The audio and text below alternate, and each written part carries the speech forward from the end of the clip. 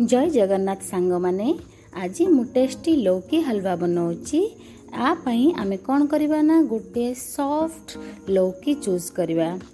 आपण माने जेबे भी लौकी हलवा बनेबे केबे भी बड़ आकार लौकी नेबे नहीं, सब बेले मीडियम शेप रो नेले ये बहुत सॉफ्ट थाए, भितरटा बहुत कौलिया हे थाए, जहा फल कि आ भितर मंजी बेसी न थाए आ खाइबा को बहुत स्वादिया लगे। एठी मु लौकी को भल भाव धोई नहीं। एबे आमे आर ऊपर छिलकाटा को बाहर करदेवा। बहुत कम समय रे बनैबा लगी मु आज प्रेशर कुकर रे आकु बनैबी। एबे देखंतु मु कुकर बसै देइची। एथिरे गोटे बड़ स्पून घी मु नउची। लौकी को बहुत छोट छोट पतला पतला शेप रे आमे काटिकी पकई दबा। मन रखंतु लौकी को केबे भी बड़ मोटा आकार काटबेनी, नहेले ये सिझिबा को बहुत समय नेब। एमती पतला पतला काटिकी ताकू आमे किछि समय भाजिबा को दबा।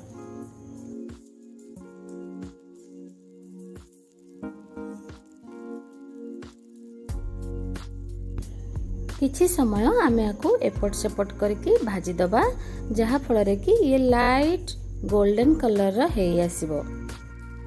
किछि समय आमे आकू एपट सेपट कर भाजी देला परे आमे एथिरे चीनी ऐड करबा। मु एठी गोटे मीडियम साइज लौकी नेची, सेथि पई मु एठी गोटे चाहा पीबा कप रे 3/4 कप चीनी ऐड करबी। एबे देखंतु मु एठी चीनी ऐड करूची। आपण जेतिकी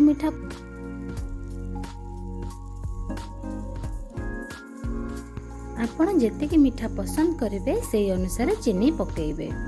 एबे आकु आमे भल से मिक्स कर देबा। आउ आकु 2टा हुइसिल देबा पई छाड़ी देबा।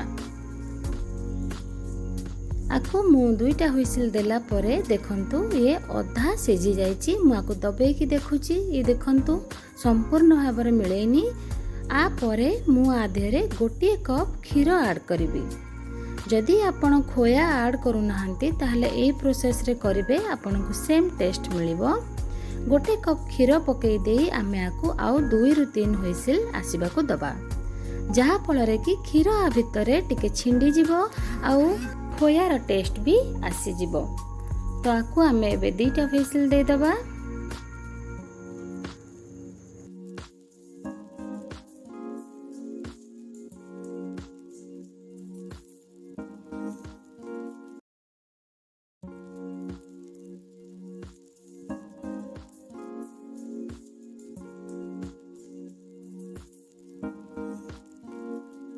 एठी देखंतु केमती क्षीर छिंडी जाई खोयार देखा जाउची।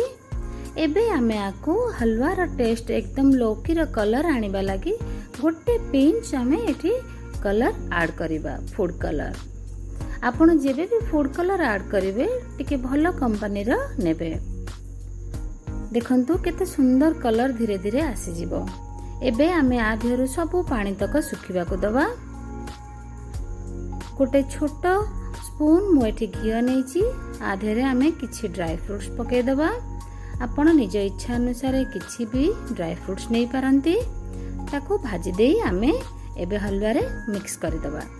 एबे देखंतु हमर हलवार कलर केते सुंदर आछि आ खाइबा को भी सेते की टेस्टी हेची।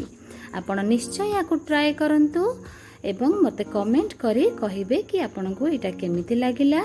Thanks for watching my video and please do like, share and subscribe to my channel. Thank you.